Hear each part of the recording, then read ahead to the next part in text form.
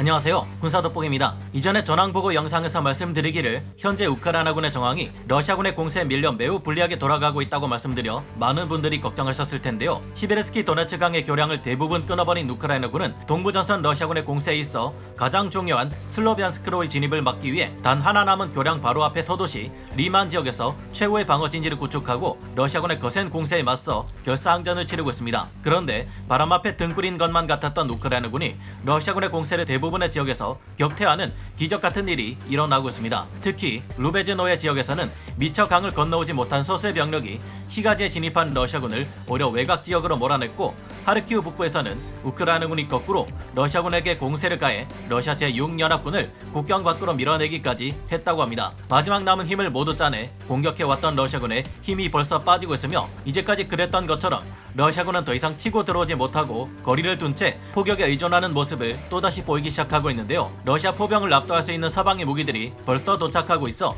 이번 주말이 지나면 우크라이나는 위기에서 벗어날 듯한데, 어찌된 일인지 좀 더 자세히 알아보겠습니다. 전문가는 아니지만 해당 분야의 정보를 조사 정리했습니다. 본의 아니게 틀린 부분이 있을 수 있다는 점 양해해 주시면 감사하겠습니다. 먼저 가장 치열한 전투가 벌어지는 이지움 축선 소식부터 알아보겠습니다. 현지 시각 4월 29일 우크라이나군 총참모부는 정례 브리핑을 통해 러시아군이 슬로비안스크를 공략하기 위해 이지움 축선의 주요 정착촌들에 대한 집중 공격을 가하고 있지만 우크라이나군이 이를 효과적으로 방어하고 있다고 발표했습니다. 러시아군은 4월 26일부터 4월 28일까지 무언가에게 쫓기듯 서둘러 무시무시한 공세를 가해왔지만, 이제는 이 기동부대 공세가 많은 곳에서 중단되었고 대신 먼 거리에서의 포격전에 집중하는 양상을 보이기 시작했다고 하는데요. 러시아군은 현지 시각 28일까지 이지움 서쪽의 벨리카 코미슈바하 지역과 바르벤코보 방면으로 엄청난 포병부대 화력 지원을 받으며 공격해왔지만 이 지역의 우크라이나군 방어선에 막혀 공세가 실패했다고 합니다. 그렇다면 이지움 동쪽 전선 상황은 어떨까요?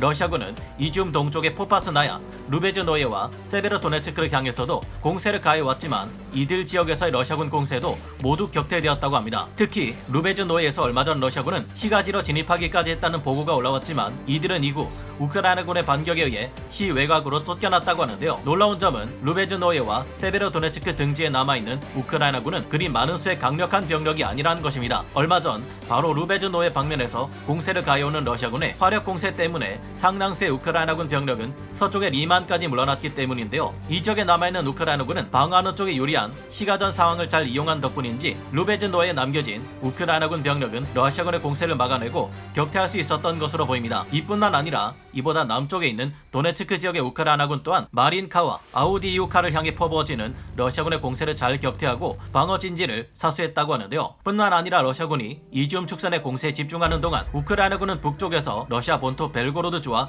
이어지는 중요한 지점 하르키우에서 공세를 가해 전과를 거두기까지 했습니다. 하루 동안 하르키우 북부와 서부 지역에서 러시아군에게 맹렬한 공세를 퍼부은 우크라이나군은 러시아 최후의 증원 전력으로 하르키우 서부의 슬로보잔스키를 공격했던 러시아 제6연합군을 국경 밖으로 밀어내버렸다고 하는데요. 그 과정에서 러시아군이 장악하고 있던 루스카 로조바와 모모토베 같은 하르키우 북부 국경 지역 여러 곳을 탈환하는데 성공했다고 합니다. 또한 우크라이나군은 멜리토폴 일대 철도를 공격해 파괴하는 데 성공함으로써 자포리자 방면과 마리우폴 방면, 헤르손 방면에 자리 잡고 있는 러시아군의 보급을 마비시킬 수 있게 되었습니다. 우크라이나로서는 쉽게 내릴 수 없는 결정이었겠지만 이로 인해 남부전선에서의 러시아군은 갈수록 힘이 약화될 수 있을 것으로 보입니다. 젤렌스키 우크라이나 대통령의 고향으로 알려진 크리이프리에 대한 러시아군의 공세 또한 둔화되고 있는데요. 이지움을 중심으로 시계 방향으로 돌며 남부전선 상황까지 우크라이나군의 전과를 살펴봤습니다. 그러나 좋은 상황만 전개되고 있는 것은 아닙니다. 전황지도에서도 볼 수 있듯이 이지움 바로 옆 동쪽에 있는 오스킬강 인근에서 우크라이나군 국가 근위대 1여단 병력이 러시아군에 의해 포위되어 있는 상태인데요. 러시아군이 얼마 전 이 뒤에 흐르는 시베르스키 도네츠강의 교량 대부분을 끊어버렸기 때문에 이쪽 지역의 우크라이나군은 주변의 산지에 있는 러시아군에 꼼짝없이 갇혀있게 된 상황입니다. 친러 오신트 보고에 따르면 약 1000여 명의 우크라이나군 병력이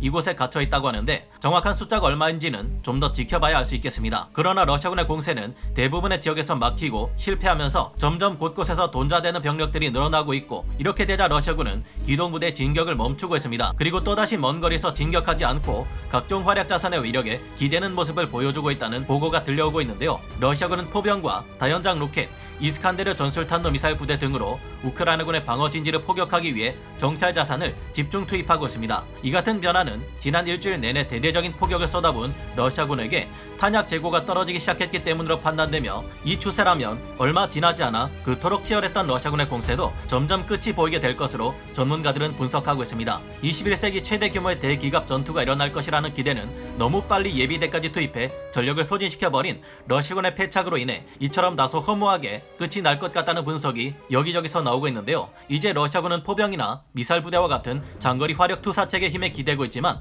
아직도 문제는 많습니다. 러시아 포병들에게도 문제점이 만만치 않다는 분석이 올라오고 있는데요. 해외 언론 이코노미스트의 군사 에디터가 서방 관련 평가를 인용한 보도에 따르면 현재 러시아군은 아직도 많은 문제를 가지고 있다고 합니다. 이에 따르면 러시아의 미사일은 우크라이나 후방 지역을 목표로 하지만 여전히 움직이는 것보다 맞추기 쉬운 고정된 목표에만 쓰이고 있다는데요. 그럼에도 불구하고 상당수가 원하는 수준의 타격에 실패하고 있는 상황입니다. 또한 러시아군은 표적을 획득하는 데 있어서 충분한 전략적 정보를 얻지 못하고 있다고 합니다. 우크라이나군의 방공 무기 체계들이 러시아 무인기와 항공기 등의 각종 정보 감시 정찰 체계들을 요격하고 있기 때문이라는데요. 게다가 시대가 어느 때인데 이 21세기 아직도 일부 러시아군은 1970년대에 만들어진 낡은 구식 지도를 보고 작전을 수행하고 있다고 합니다. 이런 오래된 지도의 경우 세월이 흐르는 동안 많은 것이 바뀌어버리는 바람에 몇몇 목표들의 경우 사실 더 이상 존재하지도 않아 러시아군을 당황시키고 있다고 하는데요. 앞서 말씀드린 것처럼 러시아군은 현재 돈바스 전장에서 약간의 진전을 보고는 있지만 그 정도가 너무 미미하다고 합니다.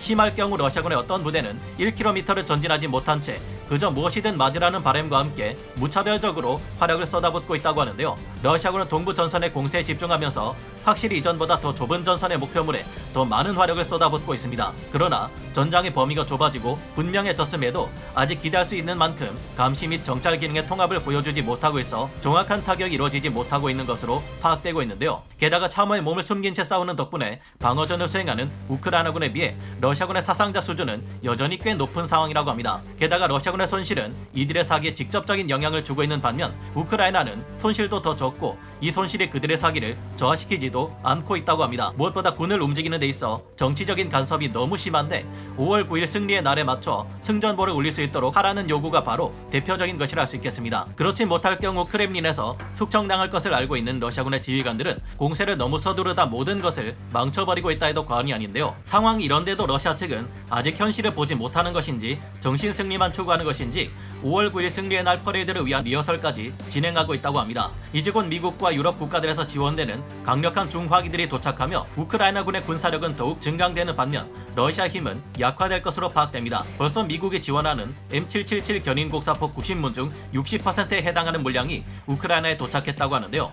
현재 러시아 전차들을 끝장낼 M270 MLRS에 M142 하이마스 등 강력한 장거리 화력 투사 수단들이 계속 들이닥치며 전력의 우위를 다음 주면 뒤집어버리게 된 상황입니다. 벌써부터 이 같은 무기들 중 소수가 돈바스 전장에서 활약하고 있는 것으로 파악되고 있는데 소련제 무기와는 비교할 수 없는 정확도와 위력의 우크라이나군의 사기는 더욱 높아질 것 같은데요. 최근 우크라이나 대통령 고문 아레스토비치가 밝힌 바에 따르면 우크라이나군은 약 한 달간의 기간 동안 서구제 중화기로 충분한 무장을 갖추며 때를 기다릴 것이라고 합니다. 5월 말에서 6월 초까지 러시아군이 소모될 때까지 우크라이나군은 충분한 준비를 마친 다음 러시아군의 힘이 빠지면 그때 본격적으로 엄청난 무장을 갖추고 대반격을 시도하게 될 것으로 짐작되는데요. 현재 서방에서 이어지는 각종 무기 지원과 랜드리스 법안이 통과되면서 6월 초 이후 우크라이나군의 힘이 얼마나 강력해질지 큰 기대가 됩니다. 러시아 약행에 맞서는 우크라이나에 영광이 있기를 기원하며 오늘 군사 돋보기 여기서 마치겠습니다. 감사합니다. 영상을 재밌게 보셨다면 구독, 좋아요, 알림 설정 부탁드리겠습니다.